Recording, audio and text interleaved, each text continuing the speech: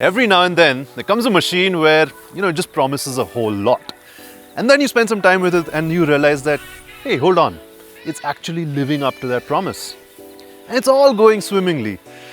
Until your heart breaks because you find that one glaring issue that you just can't ignore.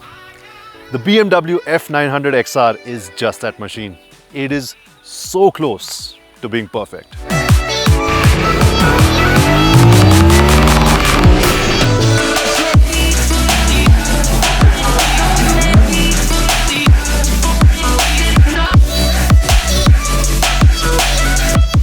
I'll get to why it's just such a machine in just a bit, but for now, here's the rub. This is one really good looking machine. Think of a street naked and a tourer, merge both, and that's what the F900 aims to be. I love the upright seating position, the half fairing, the adjustable windscreen, the long travel suspension, it all works to a T. So it's a good start for the F900. It gets even better once you swing a leg over it. There's a lovely 6.5-inch color TFT staring at you, and getting around the screen's multiple options is super easy thanks to the jog dial situated on the left of the handlebar.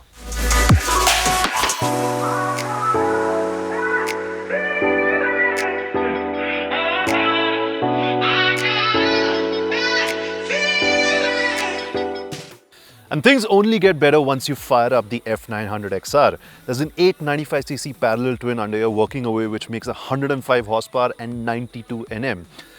Those are terrifying figures actually, but it sets you up for a really fun ride. And here is a 15.5 litre fuel tank, which honestly isn't too big, but it's not insignificant either. Remember, the name of the game over here is sport touring, so you need as big a tank as possible just to help stretch the XR's legs.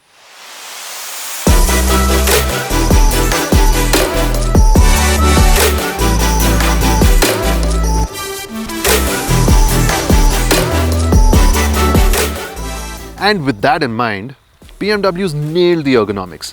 You're seated perfectly, upright, comfortable, and in just the right kind of posture to endure longer distances. The seat height is at a very respectable 825 mm, so most riders will be able to get into their stride on the F900 pretty easily. What I found particularly interesting about the F900 was its electronically adjustable monoshock. It gives you so much flexibility depending on the kind of load that you think you'll be putting over the course of your ride. Really interesting addition that.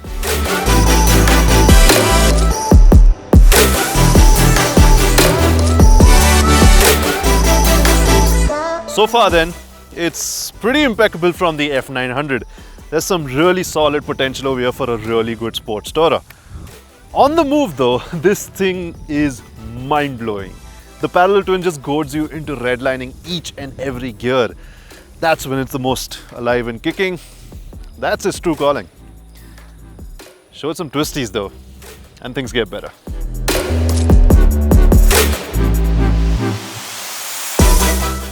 Sure, it may not look like the definition of nimble and agile with a 219 kg curb weight, but get a serious amount of momentum going and spot a few corners, and the F900 comes into its element. I don't say this lightly at all. This thing carves corners like its life depended on it. You know that feeling you get when you enjoy something so much that you're just in the zone? That's the F900 on a smooth, well-paved set of twisty tarmac, absolutely going for it. The 6-speed quick shifter makes for a fulfilling ally, although it does need to be mentioned that once in a way the shifts do get a touch clumsy, especially on the downshifts.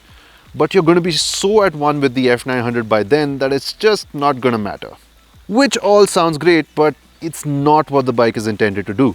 As a tourer, the parallel twin needs to be making more grunt in the mid-range. It needs to be less peaky. It needs to be happy with a sane band of speed. And this just isn't. The F900 will do it, but reluctantly.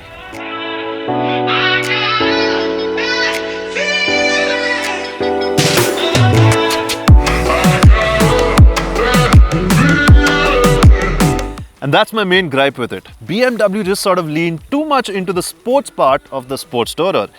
And that's also why I would hesitate to recommend this to someone who's serious about touring. Is it the perfect conduit to have a blast riding? Yeah, absolutely. But fit for purpose? Not so much, no.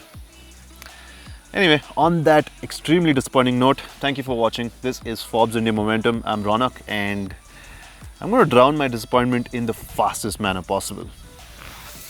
Quite literally in this case.